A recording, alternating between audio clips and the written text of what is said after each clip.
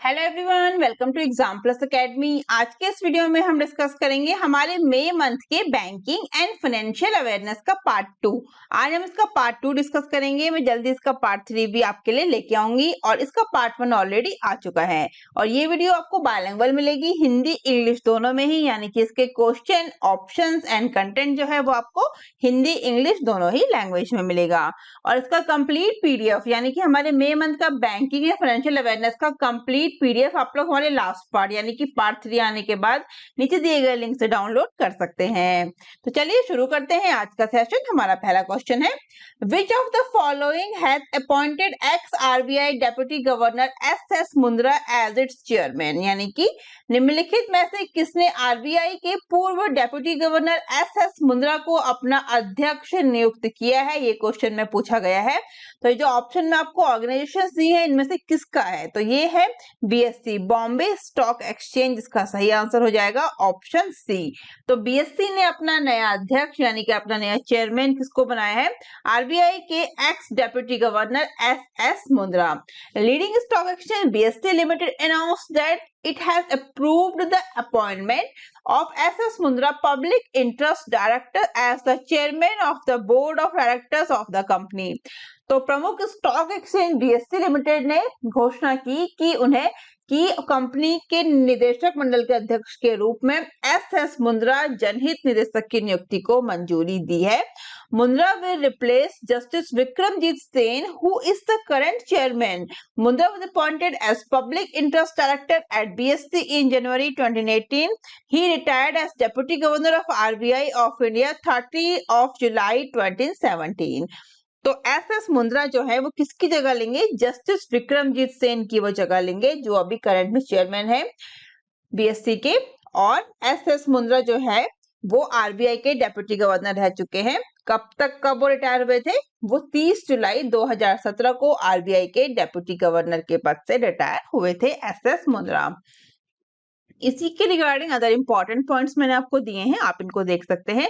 जैसा मैं आपको हर वीडियो में बोलती हूँ कि आप जो पॉइंट्स मैं आपको देती हूँ हिंदी इंग्लिश दोनों ही लैंग्वेज में होते हैं, तो जिसको जो भी लैंग्वेज सुटेबल है वो उसमें देख सकता है। इनको वीडियो को पॉज करके या फिर पीडीएफ डाउनलोड करके आप लोग इंपॉर्टेंट पॉइंट्स जो मैं आपको कंटेंट में प्रोवाइड कराती हूँ आप देख सकते हैं और जो भी लैंग्वेज सुटेबल है उस लैंग्वेज में देख सकते हैं। लेकिन आपने जरूर पढ़ना है कंटेंट को, क्योंकि कंटेंट से काफी ज्यादा क्वेश्चन पूछे जाते हैं और पूछे गए हैं प्रीवियस एग्जाम्स में, इसलिए आपने कंटेंट जरूर पढ़ना है। अब चलते हैं हमारे नेक्स्ट क्वेश्चन पे। हमारा नेक्स्ट क्वेश्चन है, digital broking solutions E broking has been launched by which bank, यानी कि digital broking solutions E broking किस बैंक के द्वारा लॉन्च किया गया है। तो किस बैंक ने अभी digital broking solution E broking launch किया है, तो वो किया है इंडियन बैंक ने। राइट आंसर इसका क्या हो जाएगा, option B, Indian bank is the right answer of this question. तो Indian Bank, a public sector bank, has introduced its digital broking solutions e-broking as a strategic move towards comprehensive digitalization of its customer products। तो जो public sector bank है Indian bank ने अपने customers के products के व्यापक डिजिटलीकरण की दिशा में एक रणनीतिक कदम के रूप में अपना डिजिटल ब्रोकिंग समाधान ई ब्रोकिंग पेश किया है। तो याद रखना है कि digital broking solutions E broking जो लॉन्च किया है वो इंडियन बैंक ने लॉन्च किया है। और e broking and instant paperless demat and trading account opening service is now available through the bank's mobile banking app India OS। The product was introduced in collaboration with Fisdom, the bank financial technology partner। तो ई broking एक त्वरित और कागज रहित demat और trading खाता खोलने की सेवा है और बैंक के मोबाइल बैंकिंग ऐप इंडोसिस के माध्यम से उपलब्ध है। उत्पाद को बैंक के वित्तीय प्रौद्योगिकी भागीदार फिस्डम के सहयोग से पेश किया गया था। इसी के रिगार्डिंग आपको अदर इंपॉर्टेंट पॉइंट्स भी दिए गए हैं, आप इनको देख सकते हैं। बात कर लेते हैं इंडियन बैंक की। तो इंडियन बैंक के एमडी सीईओ हैं Shantilal Jain, establish of August 15, 1907। Headquarter है चेन्नई तमिलनाडु में। टैगलाइन क्या है? Taking banking technology to the common man. किसकी बात हो रही है यहाँ पे? इंडियन बैंक की। ये सारे ही पॉइंट्स इंपॉर्टेंट है, किसी भी बैंक के रिगार्डिंग अगर ये आते हैं तो ये इंपॉर्टेंट एग्जाम्स में पूछे जाते हैं। अब चलेंगे हमारे नेक्स्ट क्वेश्चन पे। हमारा नेक्स्ट क्वेश्चन है which insurance company has launched which insurance company has launched India's first dental health insurance plan. तो यानी कि किस बीमा कंपनी ने भारत की पहली दंत स्वास्थ्य बीमा योजना शुरू की है? ये क्वेश्चन में पूछा गया है। तो किसने शुरू की है? PNB MetLife India insurance company. Right answer इसका क्या हो जाएगा? Option C, PNB MetLife India insurance company. तो PNB MetLife India insurance company has launched India first dental health insurance plan. This is the first insurance plan in India that covers fixed benefits, outpatient expenses, and provides financial assistance with costs related to overall dental health. तो क्या बोला गया है इसमें कि PNB MetLife India insurance company ने भारत की पहली दंत स्वास्थ्य बीमा योजना शुरू की है। भारत की पहली India first dental health insurance plan शुरू किया है PNB MetLife India insurance company ने। यह भारत में पहली बीमा योजना है जो निश्चित लाभ वाले आउट पेशेंट खर्चों को कवर करती है और समग्र दंत स्वास्थ्य से संबंधित लागतों के साथ वित्तीय सहायता प्रदान करती है। इंपॉर्टेंट क्वेश्चन हो सकता है कि किस इंश्योरेंस कंपनी ने लॉन्च किया है इंडिया का first dental health insurance plan? तो वो किया है PNB MetLife India insurance company ने। इसी के रिगार्डिंग अदर इंपॉर्टेंट पॉइंट है, आप इसको देख सकते हैं। बात करें पीएनबी मेटलाइफ की, तो established 2001, headquarter Mumbai Maharashtra, chairman है किशोर पुनवलु और इसके एमडी सीईओ है आशीष कुमार श्रीवास्तव। किसकी बात हो रही है यहाँ पे? यहाँ पे बात हो रही है पीएनबी मेटलाइफ की। चलेंगे हमारे नेक्स्ट क्वेश्चन पे। हमारा नेक्स्ट क्वेश्चन है world bank has approved 350 million US dollar as financial aid for the Shreshtha G project of which state. यानी कि विश्व बैंक ने किस राज्य की श्रेष्ठ जी परियोजना के लिए वित्तीय सहायता के रूप में 350 मिलियन अमेरिकी डॉलर को मंजूरी दी है? तो किस स्टेट ने दी है? राइट आंसर इसका हो जाएगा गुजरात। गुजरात इसका सही आंसर है, option A. World Bank has approved 350 million US dollar as financial aid for the system reform endeavors for transformed health achievement in Gujarat Shreshtha G project. तो श्रेष्ठ जी का फुल फॉर्म मैंने आपको यहाँ पे मेंशन किया है, आप इसको देख सकते हैं। तो गुजरात के लिए दिया है किसने? वर्ल्ड बैंक ने 350 million US dollar. The Shreshtha G project will be the worth 500 million US dollar with the world bank contributing 350 million US dollar. The project will include transforming key health delivery system in the state. तो विश्व bank ने system reform advice for transformed health achievement in Gujarat यानी कि श्रेष्ठा जी परियोजना के लिए वित्तीय सहायता के रूप में 350 मिलियन यूएस डॉलर को मंजूरी दी है और श्रेष्ठा जी परियोजना 500 मिलियन अमेरिकी डॉलर की होगी, जिसमें विश्व बैंक 350 मिलियन अमेरिकी डॉलर का योगदान देगा। इस परियोजना में राज्य के प्रमुख स्वास्थ्य वितरण प्रणालियों को बदलना शामिल होगा। अदर इंपॉर्टेंट पॉइंट्स आपको दिए गए हैं, आप देख सकते हैं। बात करें वर्ल्ड बैंक की, तो वर्ल्ड बैंक का हेडक्वार्टर है वॉशिंगटन डीसी यूएसए और इसका फॉर्मेशन जुलाई 1944। प्रेसिडेंट है डेविड मलपास। किसकी बात हो रही है यहाँ पे? यहाँ पे बात हो रही है वर्ल्ड बैंक की। अब चलेंगे हमारे नेक्स्ट क्वेश्चन पे। हमारा नेक्स्ट क्वेश्चन है Which of the following private sector lender has introduced 30-minute express car loans and end-to-end digital new car loan solution for both existing and non-customers? यानी कि निम्नलिखित में से किस निजी क्षेत्र के ऋणदाता ने 30 मिनट का एक्सप्रेस कार लोन पेश किया जो मौजूदा और गैर ग्राहकों दोनों के लिए एंड-टू-एंड डिजिटल नई कार ऋण समाधान है? तो किसने किया है? एचडीएफसी बैंक इसका सही आंसर हो जाएगा, option B. HDFC bank is the right answer. HDFC Bank, a private sector lender, has introduced 30-minute express car loans and end-to-end digital new car loan solution for both existing new customers. तो private sector lender HDFC bank ने 30 minute express car loan पेश किया है जो मौजूदा और गैर ग्राहकों दोनों के लिए एंड टू एंड डिजिटल नई कार लोन समाधान है। तो किसने लॉन्च किया है ये एक्सप्रेस कार लोन? 30 मिनट, याद रखिएगा 30 minute express car loan launch किया है HDFC बैंक ने। The facility will be offered at all of the bank's branches, dealership and eventually on third-party aggregator platforms. तो ये सुविधा बैंक की सभी शाखाओं, डीलरशिप और अंतर तीसरे पक्ष के एग्रीगेटर प्लेटफॉर्म पर उपलब्ध कराई जाएगी।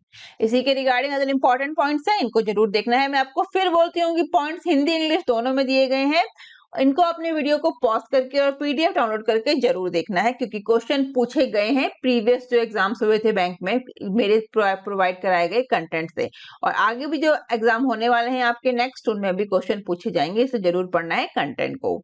बात कर लेते हैं HDFC बैंक की। तो HDFC बैंक के MD CEO है शशिधर जगदीशन। एस्टेब्लिशमेंट 1994, हेडक्वार्टर है मुंबई महाराष्ट्र। टैगलाइन है वी अंडरस्टैंड योर वर्ड। ये इंपॉर्टेंट पॉइंट्स है किसी भी बैंक के रिगार्डिंग, मैं आपको जरूर बोलती हूँ, इनको जरूर देखना है। चलेंगे हमारे नेक्स्ट क्वेश्चन पे। हमारा नेक्स्ट क्वेश्चन है IDBI bank will sell 1/4 of its shares in which of the following insurance companies. तो IDBI बैंक ने निम्न में से कौन सी इंश्योरेंस कंपनी में अपने 1/4 शेयर बेचेगा, ये क्वेश्चन में पूछा गया है। तो IDBI बैंक जो है वो अपने 1/4 शेयर बेचेगा एगस फेडरल लाइफ इंश्योरेंस में। Option C is the right answer of this question. किस में बेचेगा, किस में बेचेगा अपने IDBI बैंक अपने 1/4 शेयर, वो IDBI बैंक बेचेगा एजिस फेडरल लाइफ इंश्योरेंस में। IDBI Bank has barked into a share purchase agreement to sell its remaining 25% stake in a private sector life insurer Aegis Federal Life Insurance for rupees 580 crore, making Aegis one of the few foreign insurers to increase its stake in its Indian insurance joint venture to 74% after the government raised the FDI cap in the insurance sector. तो जो IDBI bank है वो 1/4% यानी कि अपने 1/4 share बेचेगा किस insurance company को पूछा गया है, तो उसका राइट आंसर क्या हो जाएगा, Ageas federal life insurance company. तो IDBI बैंक बेचेगा 25% की हिस्सेदारी को 580 करोड़ रुपए में। इस खरीद समझौते में कितना शामिल हुआ है, बेचने के लिए जो शेयर खरीद समझौते में शामिल हुआ है 580 करोड़ रुपए।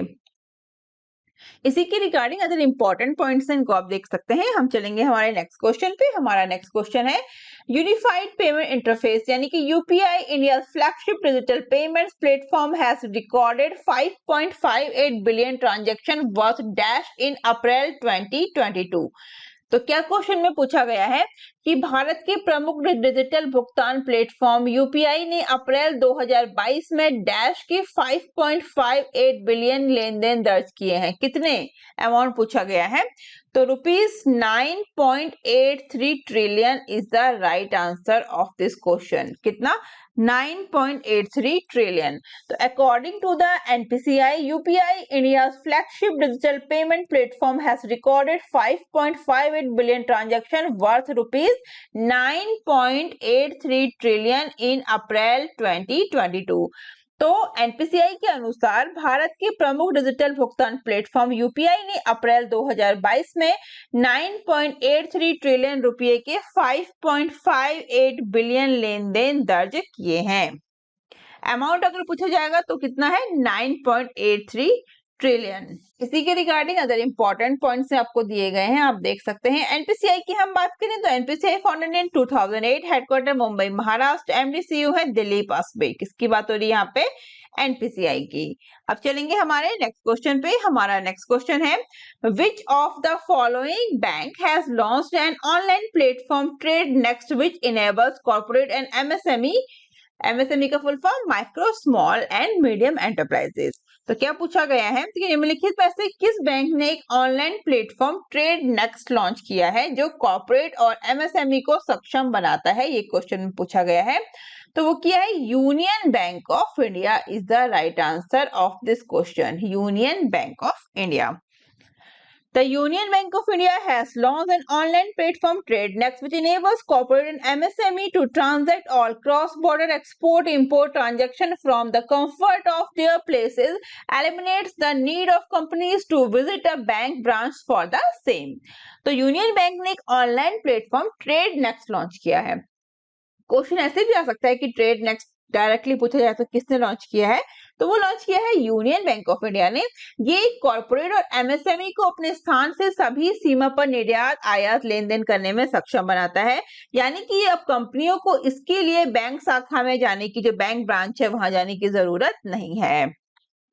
इसी के रिगार्डिंग अगर इंपॉर्टेंट पॉइंट्स हैं इनको आप देख सकते हैं। हम बात कर रहे हैं यूनियन बैंक ऑफ इंडिया की, तो यूनियन बैंक ऑफ इंडिया के मैनेजिंग डायरेक्टर एंड सीईओ है राजकिरण राय जी। और मर्ज्ड बैंक कौन से हैं इसमें? Andhra bank and corporation bank.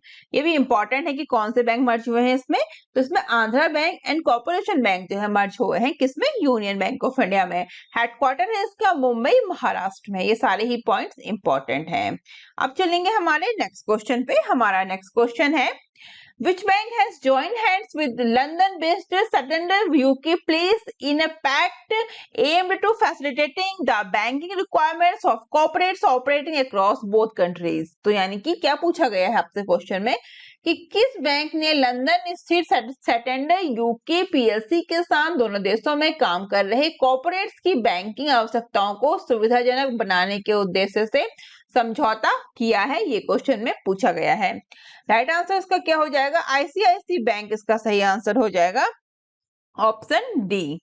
तो ICICI bank, one of India largest private sector bank, established a partnership with Santander Bank in the United Kingdom aimed to at making banking easier for business operating in both countries। तो भारत के सबसे बड़े private sector के बैंकों में से एक ICIC bank ने यूनाइटेड किंगडम की सैटेंडर बैंक के साथ एक साझेदारी स्थापित की है।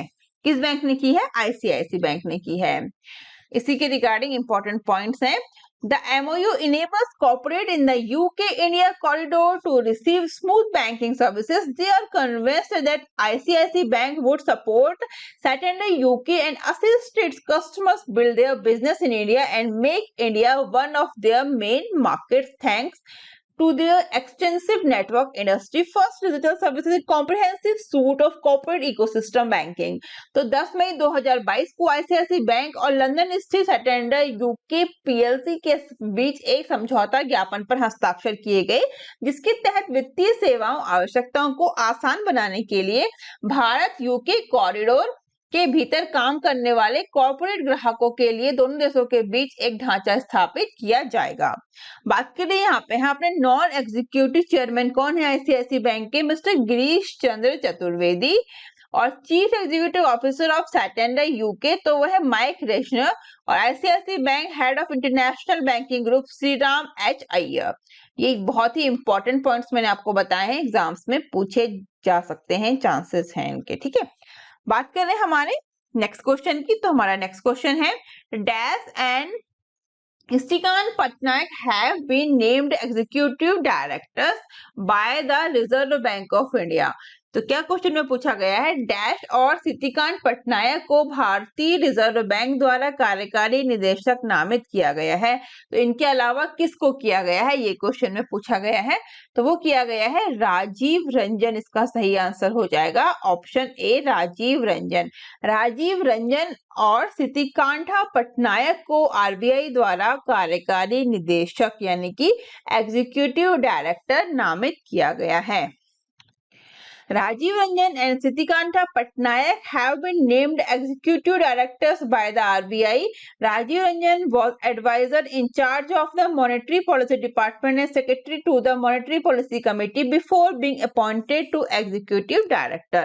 तो राजीव रंजन और सितिकांठा पटनायक को आरबीआई द्वारा कार्यकारी निदेशक नामित किया गया और राजीव रंजन कार्यकारी निदेशक के रूप में नियुक्त होने से पहले मौद्रिक नीति विभाग के प्रभारी सलाहकार और मौद्रिक मौद्रिक नीति समिति के सचिव थे।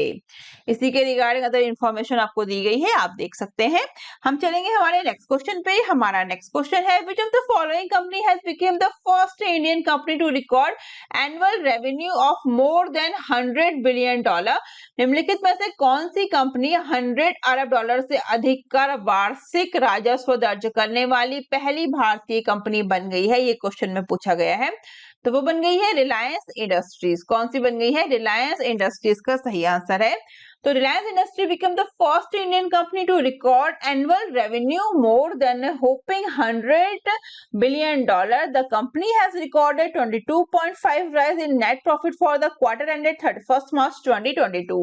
तो रिलायंस इंडस्ट्री 100 यानी कि 100 अरब डॉलर से अधिक का वार्षिक राजस्व दर्ज करने वाली पहली भारतीय कंपनी बन गई है और 31 मार्च 2022 को समाप्त चौथी तिमाही में रिलायंस इंडस्ट्री के समेकित शुद्ध लाभ में 22.5% तक की बढ़ोतरी दर्ज की गई है।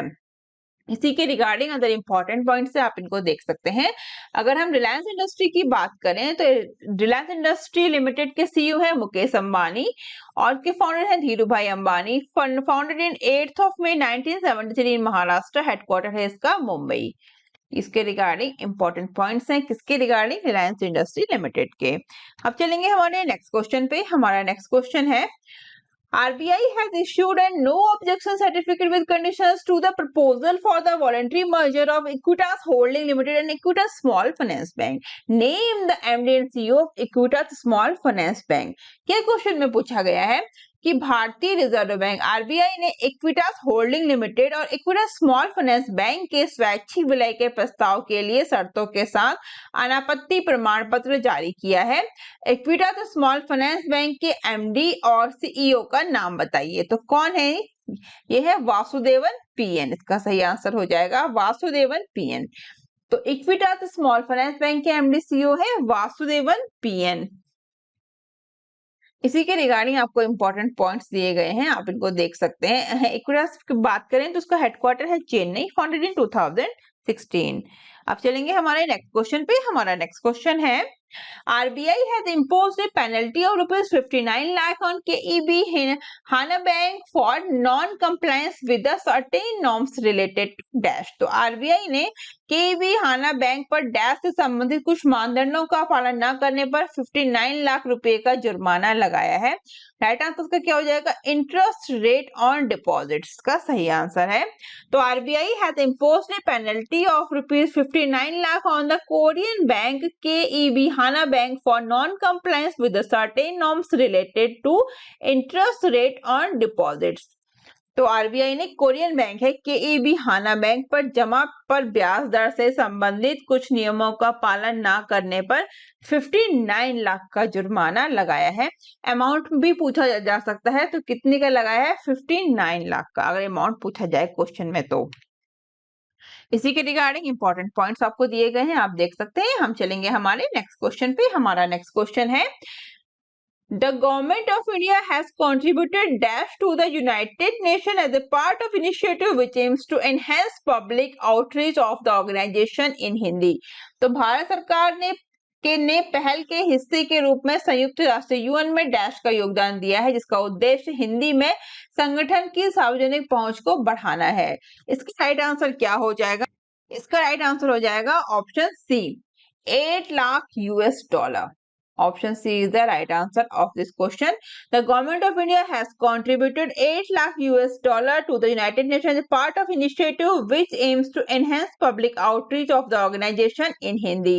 तो भारत ने हिंदी के संगठन की सार्वजनिक पहुंच बढ़ाने की पहल के लिए यूएन को $8 लाख का योगदान दिया है। कितना दिया है? 8 लाख। किस लिए दिया है?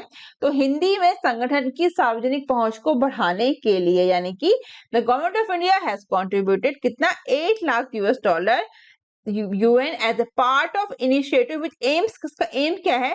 Enhance public outreach of the organisation in Hindi. Hindi में संगठन की सार्वजनिक पहुंच को बढ़ाने के लिए कितना दिया है? $8 लाख का योगदान दिया है। इसी क्वेश्चन के रिगार्डिंग मैंने आपको हिंदी इंग्लिश दोनों में पॉइंट्स दिए हैं। कंटेंट के पॉइंट्स ही काफी इंपॉर्टेंट है, इनको आप जरूर देखिए। हम चलेंगे हमारे नेक्स्ट क्वेश्चन पे। हमारा नेक्स्ट क्वेश्चन है, S&P Global Ratings cut India's growth projection for the current fiscal to -% from 7.8% earlier। यानी कि S&P Global Ratings ने चालू वित्त वर्ष के लिए भारत के विकास अनुमान को पहले के 7.8% से घटाकर -% कर दिया है। कितना कर दिया है? 7.3% कर दिया है। Option C is the right answer. तो S&P Global Ratings cut India's growth projection for the current fiscal to 7.3% from 7.8% earlier on rising inflation and the longer than expected Russia-Ukraine conflict। तो S&P Global Ratings की बढ़ती मुद्रास्फीति और उम्मीद से अधिक Russia Ukraine संघर्ष पर चालू वित्त वर्ष के लिए भारत के विकास अनुमान को 7.8% से घटाकर 7.3% कर दिया है। इसी क्वेश्चन के रिगार्डिंग आपको अदर पॉइंट्स दिए गए हैं, आप देख सकते हैं। हम चलेंगे हमारे नेक्स्ट क्वेश्चन पे। हमारा नेक्स्ट क्वेश्चन है, which company has become the largest fasting moving consumer goods company? FMCG. FMCG आपने शॉर्ट में कई बार सुना होगा, इसका फुल फॉर्म है moving consumer goods company in India beating Hindustan Unilever Limited HUL after the announcement of its Q4 results for the financial year 2022। क्या question में पूछा गया है कि वित्तीय वर्ष 2022 के क्वार्टर फाइनल की बात हो रही है के लिए अपने तिमाही 4 परिणामों की घोषणा के बाद हिंदुस्तान यूनिलीवर लिमिटेड को पछाड़कर कौन सी कंपनी भारत के सबसे बड़ी fast moving consumer goods company बन गई है? तो कौन सी कंपनी बन गई है जिसने HUL को पछाड़कर भारत की सबसे बड़ी एफएमसीजी कंपनी वो बन गई है Adani Wilmar limited. Option C इसका सही आंसर हो जाएगा। Adani Wilmar limited is the right answer. Adani Wilmar became India largest FMCG company surpassing HUL। तो किसको पछाड़कर? HUL को पछाड़कर, हिंदुस्तान यूनिलीवर को। इसी के रिगार्डिंग मैंने आपको इंपॉर्टेंट पॉइंट्स दिए हैं, आप इनको जरूर देखिए। हम बात कर लेते हैं अबाउट द अडानी ग्रुप। तो Adani group founded in 1988, headquarter है अहमदाबाद गुजरात, चेयरमैन है गौतम अडानी, MD है राजेश अडानी। इंपॉर्टेंट पॉइंट्स हैं और आज के इस वीडियो को हम यहीं पर समाप्त करते हैं। ये हमने अपना मई मंथ का पार्ट 2 कवर किया है, जल्दी मैं इसका पार्ट 3 भी आपके लिए लेके आऊंगी। और अगर आपको वीडियो अच्छी लगती है तो आप वीडियो को शेयर करना बिल्कुल ना भूलें और अपने फ्रेंड्स को हमारे चैनल का नाम जरूर बताएं, जिससे और लोग अपनी तैयारी को और ज्यादा बेहतर कर सकें। आप लोग हमसे डिफरेंट सोशल मीडिया प्लेटफॉर्म पर भी जुड़ सकते हैं, Instagram, Facebook, Telegram, Twitter, Gmail, WhatsApp का लिंक आपको डिस्क्रिप्शन बॉक्स में मिल जाएगा। और अगर आप चैनल पर नए हैं तो सब्सक्राइब करके बेल आइकन दबाना बिल्कुल ना भूलें, जिससे आपको अदर इंपॉर्टेंट वीडियोस के नोटिफिकेशन सबसे पहले मिल सके। तो आज के लिए बस इतना ही, जल्दी मिलते हैं हमारे नेक्स्ट वीडियो में। Thank you, thanks for watching.